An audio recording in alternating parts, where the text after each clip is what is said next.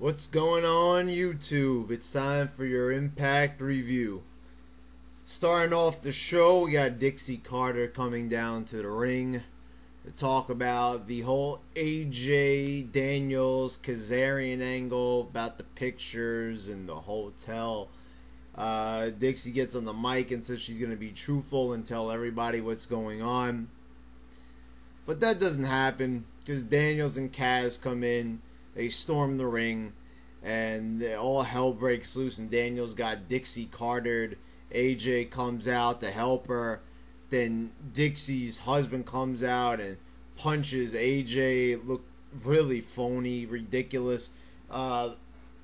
This guy who's not even a wrestler comes out and punches AJ, and AJ drops like a ton of bricks. Just a ridiculous segment. Dixie Carter's acting is like on par with a high school drama class, is like the best metaphor I could come up with.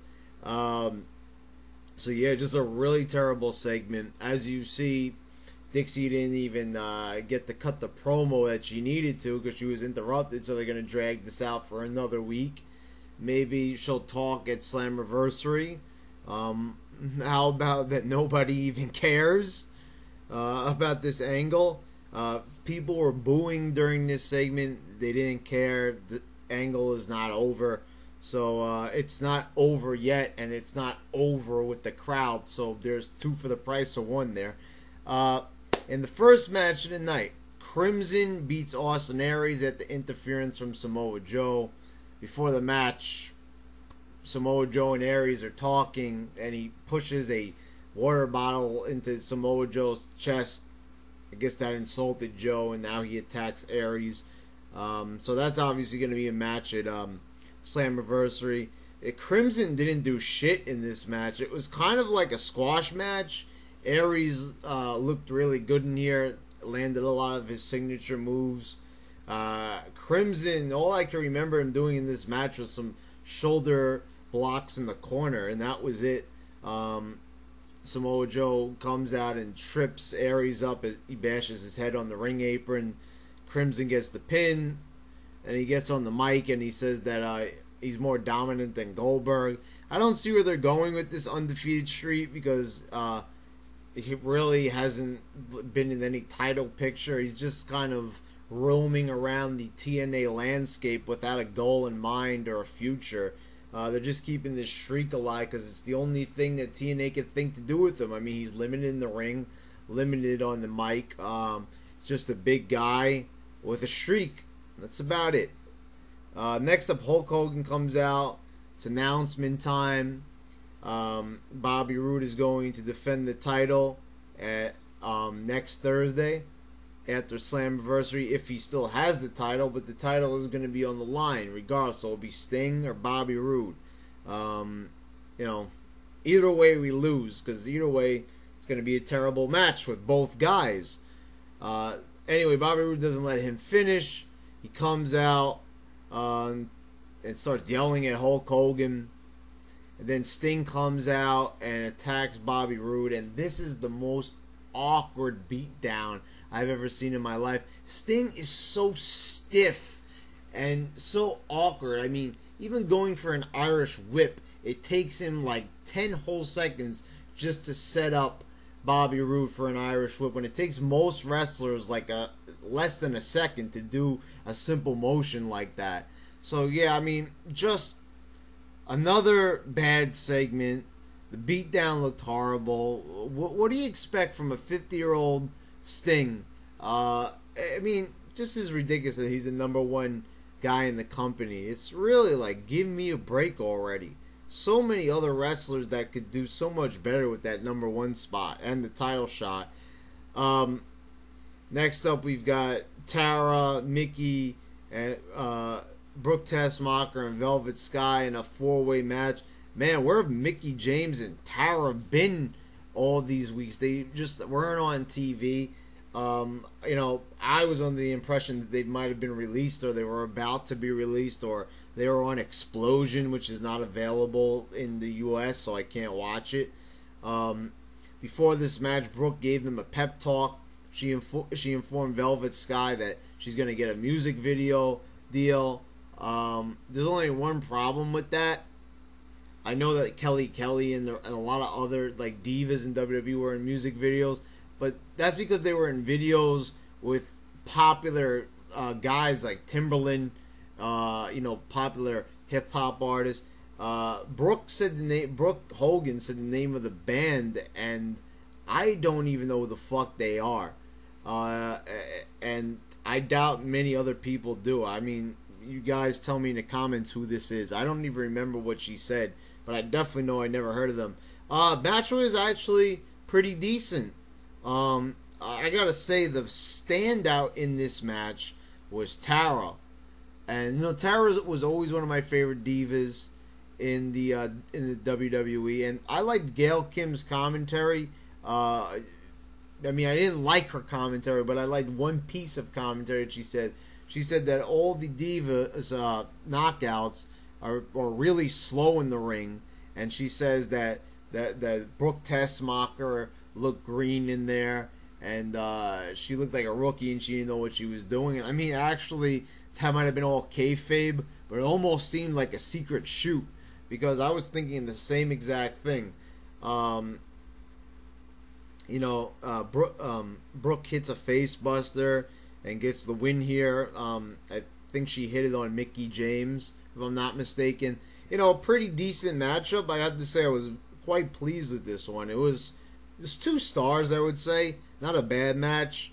A lot of back and forth, and Tara really like trying to pull out all the stops here to make this watchable, and I think they succeeded. Next up was the contract signing with Bully Ray and Joseph Park. This was just a really drawn out segment. Bully Ray rips up the contract and then gets a new contract and says he's not responsible for anything he does to Joseph Park at the pay-per-view.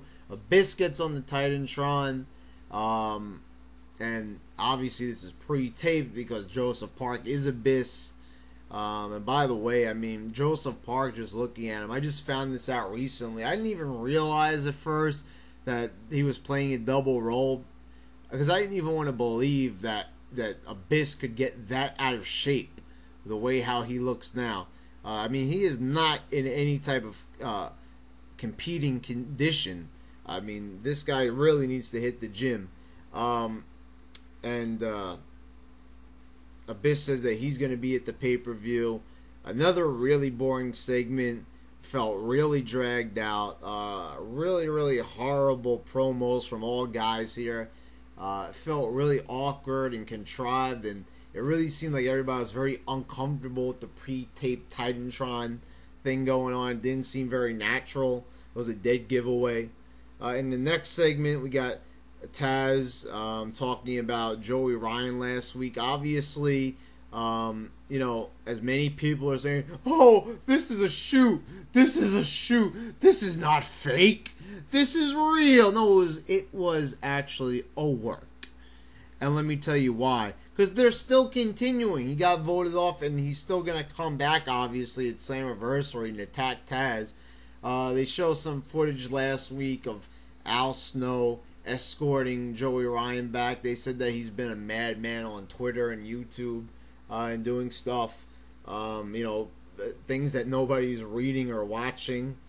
So yeah, there's going to be an angle in the future. I don't really see the point because Taz is not going to wrestle. Next up, Devon versus Robbie E. again. How many fucking times are they going to have this match on the goddamn show? Am I the only one who's sick of it? Robbie E is a terrible talent, and this finish to this matchup was completely ridiculous. I mean, you had Devon getting the roll up on Robbie E. Robbie T, his bodyguard, comes in, then rolls Robbie E back on Devon. Then Garrett Bishop was escorting Devon to the ring, then rolls him on top of Robbie E again, and then he gets the 3 count. Now, how the fuck are they staying in this small package for this many minutes and no one's kicking out? I mean, they barely did anything to each other throughout the whole match. This was just stupid, a ridiculous matchup. Devon washed up, Robbie E, no talent. In the next segment, we've got a triple threat announcement from Hulk Hogan. He gets to complete his announcement. Mr. Anderson flashes of brilliance here. Thank God. Actually, some entertaining little couple of minutes between Hulk Hogan and Mr. Anderson. RVD comes out. Jeff Hardy. They don't really contribute. They're gonna have a matchup at the pay-per-view at Slammiversary. Why are they booking this last minute? I have no fucking idea. This is really bad promotion, booking such a major match at the last minute. Really sick of seeing all these guys pretty much wrestling each other and producing disastrous results last time. They were in a four-way, and it wasn't that great. So I don't know how this one's going to turn out. Set your standards low. The next matchup is AJ Styles, Sting, Kurt Angle versus Kaz, Daniels, and Rude. Sting is just so stiff. It's uncomfortable, painful to watch. When a wrestler goes to pick up Sting, it takes 2 fucking years to get him off his feet. It seems like the wrestlers have to be extra careful with Sting. Their punches look extra phony. The slams look extra fake because they're being so gentle with Sting because he's obviously injury prone at this stage in his career. AJ is acting like a pussy and he won't come out because he's busy fucking Dixie Carter off somewhere. Anyway, very, very, very slow match. Very boring. AJ comes out, really tries to pick up the pace of this matchup, hitting Pele's and Enzuigiris on everybody.